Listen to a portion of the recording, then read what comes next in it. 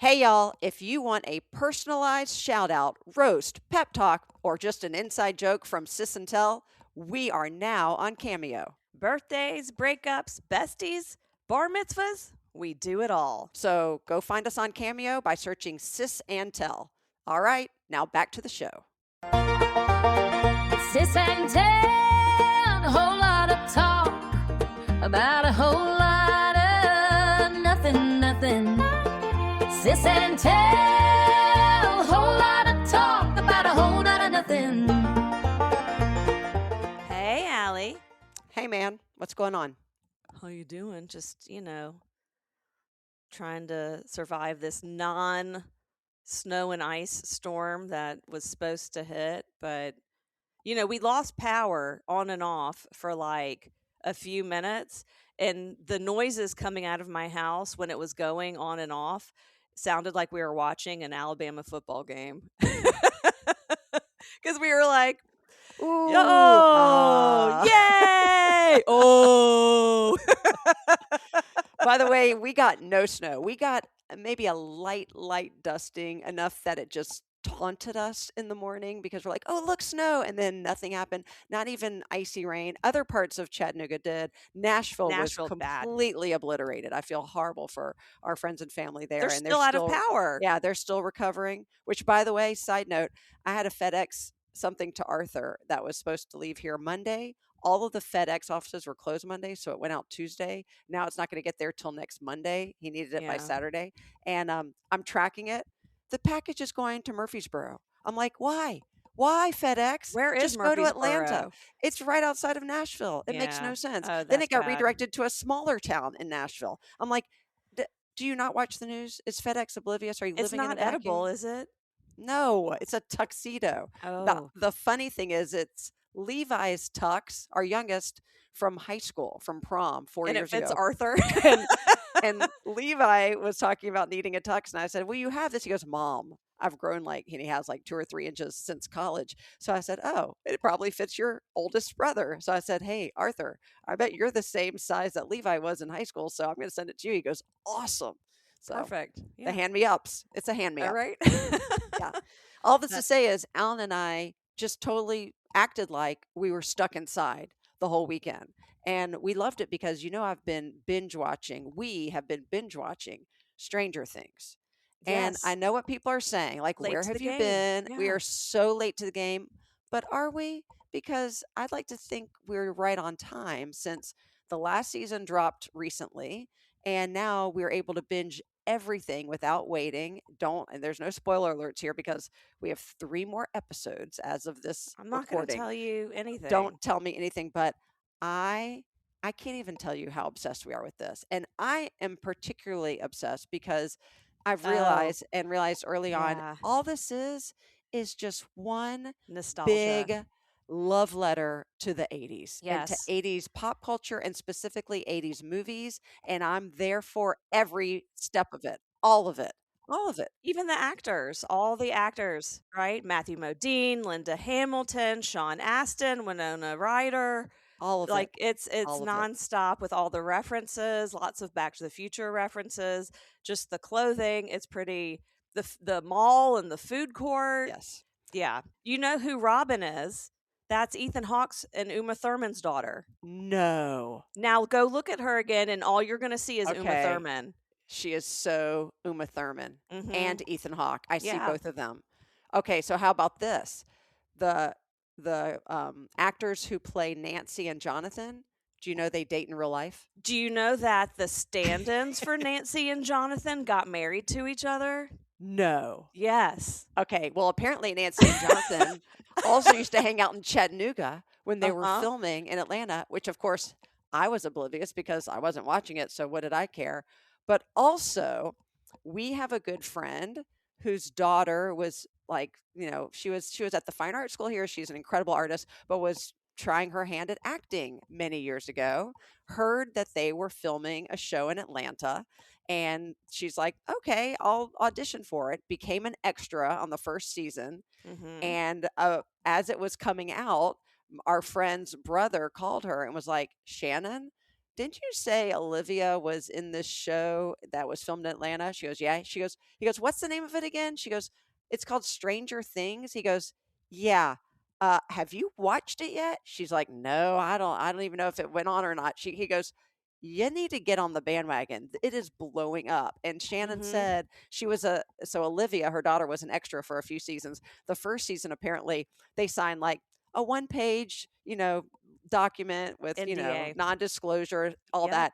By the second season, it was like a 20-page document. They couldn't have phones on the set. They couldn't do like it had just Yeah. taken off. Yeah. So now that you've watched it, now it'll be a lot more relevant when I tell you I auditioned for that show 3 times. No, you did not. I did. Did you tell me So- this? See, anything related to Stranger Things at the time, I don't I'm know if sure I I did just because compartmentalized because Yeah. I didn't get you it. didn't know Yeah, it. Yeah, I I did. didn't know. So I auditioned for, and they were very specific about, I've never had so many rules for auditioning. Number 1, there's the NDA. Number 2, they gave us sides, which is like a piece, like a page, or it could be 6 pages from the script, but they would give us dummy scripts. So I auditioned for this when I first got an agent, right? And Mommy happened to be in town. And the What year part is this? Do you know? Like, did it start filming in what, 2016 How or d- yeah, earlier? that sounds right. Yeah. Okay. So Okay. so I auditioned for that. I was auditioned for like a security guard, right? And the sides they gave me was actually a scene from the movie Aliens, which was a huge influence. Was one. I mean, they had so many. All of like the horror movies of like the 70s and 80s had a huge influence on how they shot things and how they Yeah. scripted things. And Let me all just sort- correct you real quick. The movie title is actually Alien. Well, okay. So let me actually correct you because there's when the next one came out, it was called Aliens. Oh, okay, fair enough. Fair Okay, enough. so The OG we're though both is right. Alien. We're You're both right. right. You're We're both- both you're right. right. Yes. You're both right, and Murray would have also corrected me. So, but so I'm auditioning for this role. It's a really the script is from Alien, but Mommy is there, and I'm just trying to memorize it. And so for me to memorize, I just need to do the lines back and forth. And so she was my scene partner Yeah. and was really just micromanaging every word I said. She was like, no, you should say, someone go check the basement. Someone go check the basement. Like she was like, do it like It's like- that. It's And I'm like like, Seinfeld. Right. These pretzels are making me thirsty. right. I'm like, this isn't really direction that I would get from a director. It would be like, it would be totally different. Not emphasize that word instead. So that was, they were also very specific about what I wore and how I did my hair. And they wanted me to put all of my hair back. This is for anyone. Put all your I hair was back. gonna say, have they seen your hair? Do they know this is the strangest thing they'll see on Stranger Right. Things? I know, it's me with my hair pulled back. But so I look, I think they want to see you as yourself and not styled because it was an 80s show. And even Gotcha. like Linda Hamilton was wearing a wig and Right. Yeah. So pull your hair back, no makeup, plain shirt, pants. Wow. Very specific. So that my first audition was for that. My second audition was for the scene where I can say this scene because I think it's from last season Okay. or the season before when the split happens and Yeah. everyone It's knows. season 4. And yeah, so there's a scene at the very end where they're in, I think, the high school, and there's like people have donated stuff, Yes. and yes. there's this mom who's in charge of like the donations and is chit Yes. chatting with someone. That I auditioned for that. Oh yeah. And then, Okay. no, that was my third audition. The second audition was for one of the major roles. And it was for the one, I think she's a very like stern, stringent looking woman who was like in charge of the FBI. Yep. And where the kids were in California, she went to the house. Yes, and then I, she was on the phone at one point with them. I know exactly who that is. So that's- Isn't this good? Since I've just Yes, watched all so this, now I know you know. exactly. And I that can was a- picture. Yes. And that was a huge opportunity for me. Huge part. My friend Tony, who is a very successful actor an acting coach, I had him, I recorded my audition in his setup, his audition setup, and had him direct me. And I knew I wouldn't get it because I come across, whether I mean to or not, I can't help it. My essence is quirky, right? Yeah. And he said to me, Amanda, you're not going to get this. And I said, I know. And he hadn't even seen my audition, right? Right. He knows me so well. He goes, you're not going to get this part.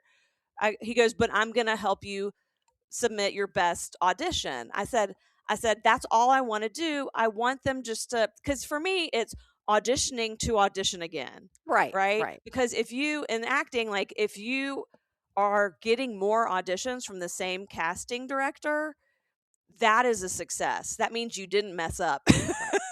It's so funny because I always use auditioning as an analogy for others, and especially our boys when they're interviewing for a job.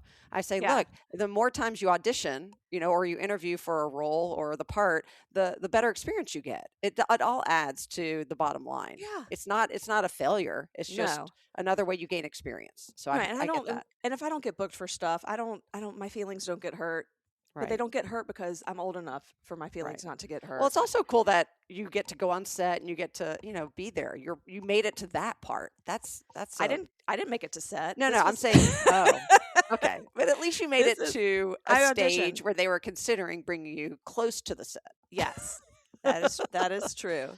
That is true. So yeah, but I'm right with you. With I think a great strategy is being able to binge some of these more popular shows once all of them have come out.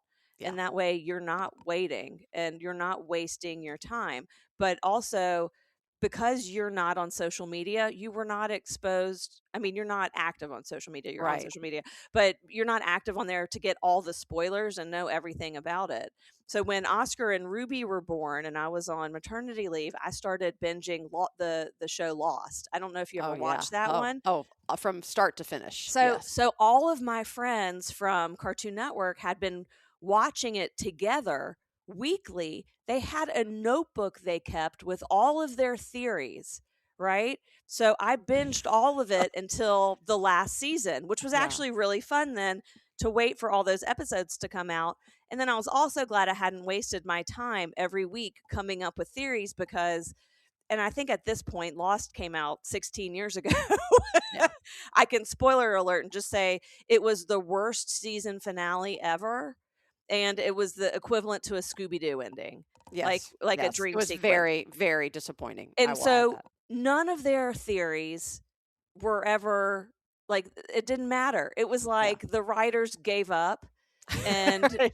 and I'm like they could have come up with something so beautiful and tied something in a bow, and it wasn't a bow, but at least bring together all these conspiracies that their followers had, and that didn't happen. I was like, thank God I didn't waste my time with that notebook and coming up with all these things. I would be even more disappointed than I was. Yeah. Well, and since we both have been in the TV world, right, professionally, I think it's fun to analyze sort of the evolution of storylines and narratives because we talk a lot about soap operas and the popularity of soap operas even today, right? Days of Our Lives or General Hospital, One Life to Live. Like we joke, you can turn on any soap 20 years later having never watched it between 20 years ago and today and Same catch up. storyline, It's the same yeah. storyline, the same characters. They're still married or they're still divorced or they're still trying to kill somebody. And the storyline continues. So you never have to deal with an ending, right? You never have to mourn the loss of a character or a storyline. Even if they die in a soap opera, they're going to be brought No, back to they'll life. be back. Yeah. Yes, yeah. It was the twin brother It's or the twin, something. right? Yeah. Right. The creative license They is incredible. faked their death. Yeah. Right. But then think about all the shows we loved, not even as children, but as young adults, like in our 20s. And you talk about even Lost, but I think about Seinfeld or Cheers. And the endings, I think, came because they try to keep those shows going for so long because they were so popular. And at some point, I think they just were like, it's over. And so the ending reflected that sort of the writer's like, okay, it's over.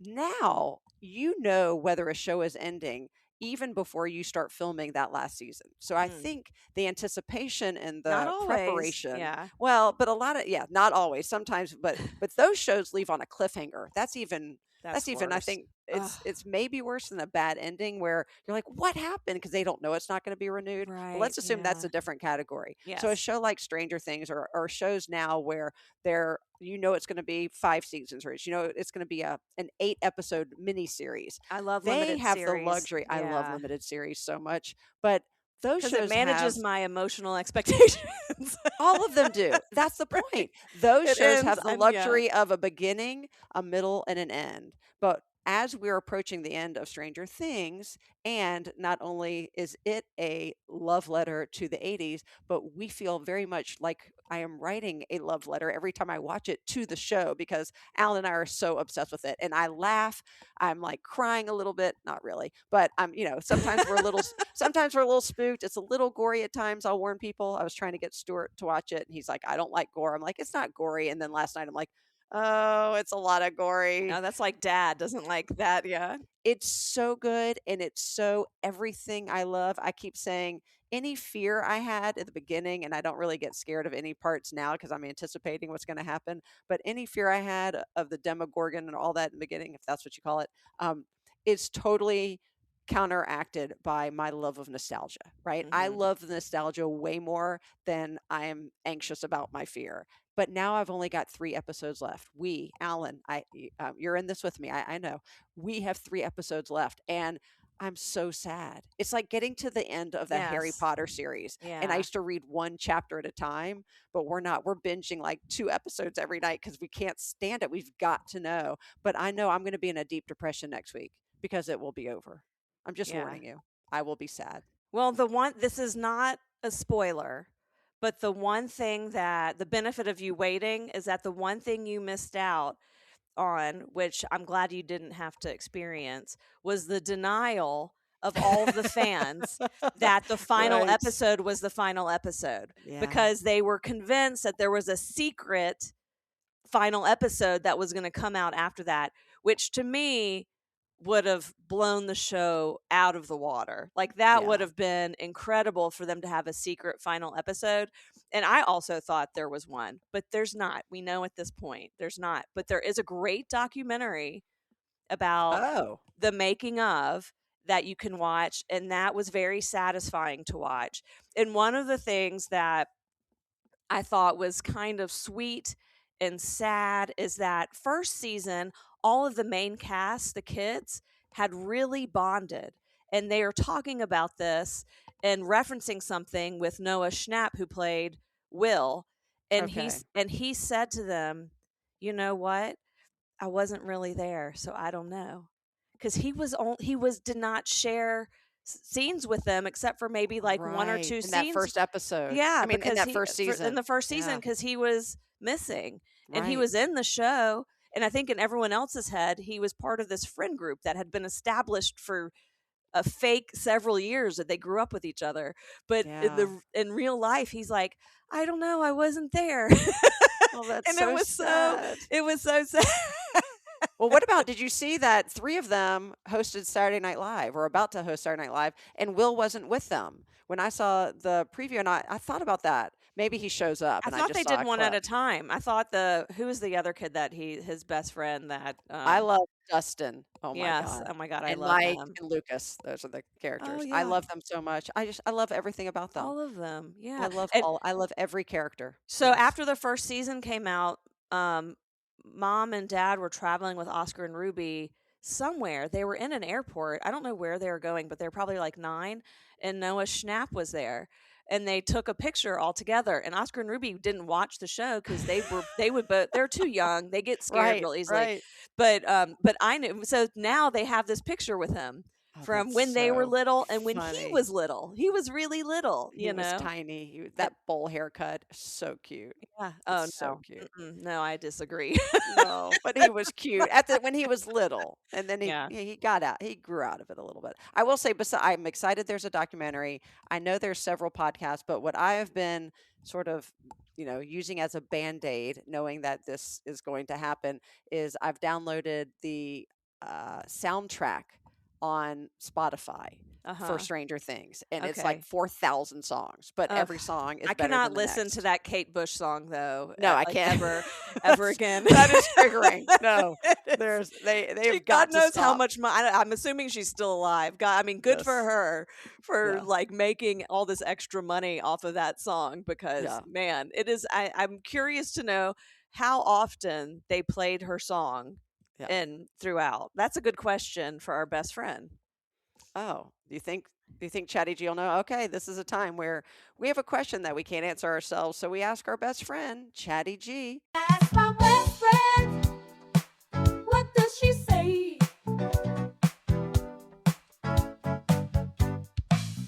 Let's see if she knows. What is it? How many times throughout the Stranger Things series did they actually play the song, the Kate Bush song? Okay, so the song is called "Running Up That Hill" or "A Deal with God" by Kate Bush. Um, Wait, do we have a guess before it comes up? I think it played 25 times. I think it played. I'm gonna go with. Running up that hill. Yes, I'm gonna go with 31. 31. Hmm. Okay. Well, so it doesn't really have how many times it played, it just how many episodes it was in.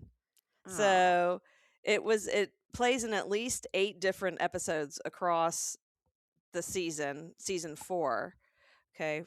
What well, about but let's assume it played 3 or 4 times in each. Then your 25 guess is pretty accurate, yeah, and it wasn't the whole song, also, right. so that's fair. But still, it was Yeah, yeah, it played a lot. Let's just say it played a lot. yeah, it's too many.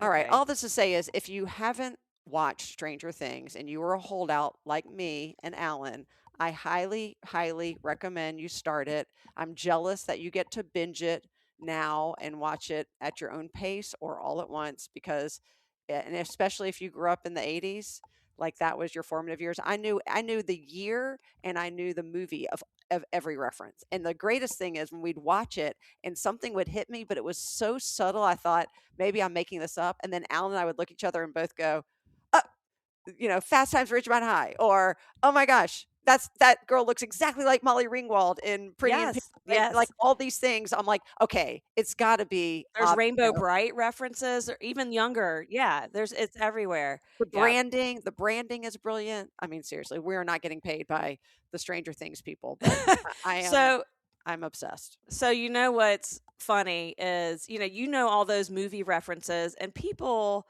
especially I think Gen X parents, they're really proud of the movies that were put out and the opportunity to introduce those to their kids, Yeah. right? And what is that called? You're called like a cinephile if you know a lot about movies. I just made Sure, that up. sure, Yeah. yeah. But Murray, And you're actually a geek if you know what the word cinephile means, right? so. But Murray pointed out that not that I introduced him to movies, but to all the TV classics and how appreciative that is. He was bragging. He's like, my friends don't know any of these references. And most people would be embarrassed by how much TV we watched growing Right. up and also, and how important it was to us and how much Yeah. we all know about television, not movies, because that's, I think, more highbrow for some reason than the television we grew up with. But he said one of his professors made a Gilligan's Island reference, and he was the only one in the class who got it. And he Come was on. like, thank you so much for introducing us to all the classic. And he started naming off all the shows because when we would go on road trips with them to Florida or to Chattanooga or Birmingham, we had a Yeah. DVD player in there, and I would buy box sets of all the classic shows because they That last is so forever. smart. I Yeah. knew, like I did. We had Scooby Doo, He Man, Gilligan's Island, Brady Bunch, Cosby Show, Yep. Tom and Jerry. I mean, it's just like it was endless, and even I mean, it was animation, it was live action. No, it wasn't. Yeah, live action. We kind of reached the zenith in their knowledge at Layla's bat mitzvah, and I don't know why they had a DJ who was doing like a quiz show with the kids and giving out prizes. And I don't know why all the questions were around classic television, because none of them knew it. Right. But All these Murray, kids were born in 2004. I know. Right? And Murray, and he was giving away these gold coins, these like gold dollar coins, and then also things. And so Murray walked away. I'm not exaggerating. He walked away with $30 worth of coins Come on. and some really great headphones. And he knew at some point the guy was like gave up because Murray was the only one who knew all of the answers. And I was so proud. We knew watching TV would literally and figuratively pay off one day. We knew it. So, and we grew up with, I always tell everyone, a TV in every bedroom. You and Stuart had TVs in your room. We had, of course, in the playroom and in the living room, Mom and Dad had a portable TV that was teeny tiny black and white television that you could watch while you were taking a bath. My morning wake-up call was the sound of Dad in the bathroom doing his bathroom thing and listening to the Today Show. And but I had a special spot that I loved to watch TV in growing up, and I'm wondering if we shared that spot, because Stuart and I after school would go to the same area. You probably went to your bedroom, but No, I watched TV in the den and Okay. on the couch. Yeah. So Stuart and I would go into Mom and Dad's room and open up their closet, and we would I would be sitting on this chair that was right by there, and he would sit at my feet, or he would be sitting in the chair. And there was one incident where it was after school, you were home, Mom and Dad were not. I was watching TV. Stuart is doing his homework at my feet, and I kept on, purposeful or not, I kept on tapping him on the shoulder or on the head with my foot, and he kept on telling me to stop. And the last time I did it, I just remember it was not on purpose. And he turned around and yelled at me and said, "Stop, Amanda!" But he happened to do it with a pencil in his hand. Oh no. And in his motion of turning around and telling me to stop, he stabbed me. With the pencil? I can't believe you don't remember this. He stabbed me in the leg with the pencil. I remember there was like a splatter of blood on my leg. I ran up to you and said, God. "Stuart stabbed me with a pencil." Your response was? What was your response? I hope you didn't get blood on Mommy and Daddy's chair. It sounds like you probably said that. What did I say? You just shrugged, like I was looking to tell on him. You're just like, all right. Okay, the funniest thing is I used to watch TV in that chair. Now that you say that, like it was like, but more like if I was hanging out and like talking to Mommy and Dad or something. But I distinctly remember you in that chair all the time, and Yeah. especially when you rewatched Annie Oh, yeah. over and over and over again. And Oh, I yeah. remember you in that chair. I can picture you in that chair. I mostly watched in the den on the couch. Yeah.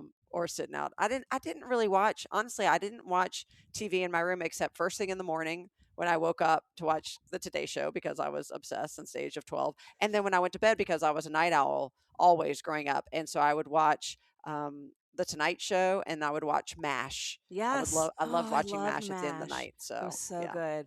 But the amount of people, and Aaron also got stabbed by a pencil in his hand. And the amount of Gen Xers who've been stabbed by a pencil, either because of their own mistake, because of a classmate or a sibling, it is, I think, predominantly most Gen Xers have pencils stuck in their person from the 1980s. And I did a little survey on Threads, and the amount of people who've been stabbed by pencils is atrocious. It was probably our most accessible and dangerous weapon at that time, if you think about it. I mean, you had kitchen utensils, but nobody had really good kitchen knives, and you could never They weren't find the good sharp. ones. They weren't really sharp, but you had access to a pencil and a pencil sharpener no matter where you went. Think about it. You had Yeah. portable ones, you Mhm. had the kind you twirled, you had electric ones, you had mini ones, you had big ones. They were in classrooms, they were in your bedroom, they were in the kitchen. That is why the pencil was your most viable tool and Right. weapon. Yeah, mechanical pencils weren't. I don't even know if they were around or No, popular at and that those time. things you blow on the mechanical pencil and And it it breaks. breaks off. Yeah. Yeah. Cheap Yeah. cheap thing. Right. Well, I I'm know. sorry. How's your leg now? I'm making up for I have a lost time. tattoo. I have a little tattoo. You It's my do? yeah. You have a graphite tattoo from the I pencil? I don't. Yes, I do. It's Wow. still there. I can show I you don't next. believe you. I I don't can. believe you. You don't. Okay. Like I Let's can see. see it. That's right. You can't see it on camera, All but it's right. there. All I right. see it. It's right there. It's very light, but it's there. All right. All right. I just want to say one thing. Bubba Stewart, if you're listening, you're in big trouble. I'm telling you. Finally, finally. And my last memory before we wrap this up is of you watching television in the playroom, and specifically my Oh, memory yeah. of you watching The Breakfast Club, and you had rented the VHS tape, and I went in there and I said, "Can I watch it with you?" And you said, "Yeah, but I'm trying to memorize it, so I'm not watching it all the way through." And every like 2 minutes you were rewinding it to memorize, I don't know why, but to memorize the Yeah. entire movie. And I remember being like, "Okay." And I sat there while you memorized The Yeah. Breakfast Club. To this day, I can pretty much quote a lot of it.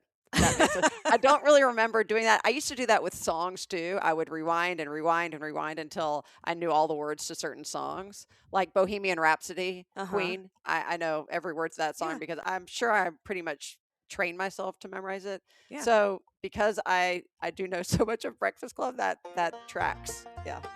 Well, I did that with Simon and Garfunkel concert in Central Park. I know all those songs by heart except for The Boxer because it was way too long. There you go. Well, thanks for listening to the latest Sis and Tell podcast. Don't forget to share us with your friends, share us with your family, share us with your foes. As always, this has been Amanda and Allison with a whole lot of talk about a whole lot of nothing. We'll catch you next time.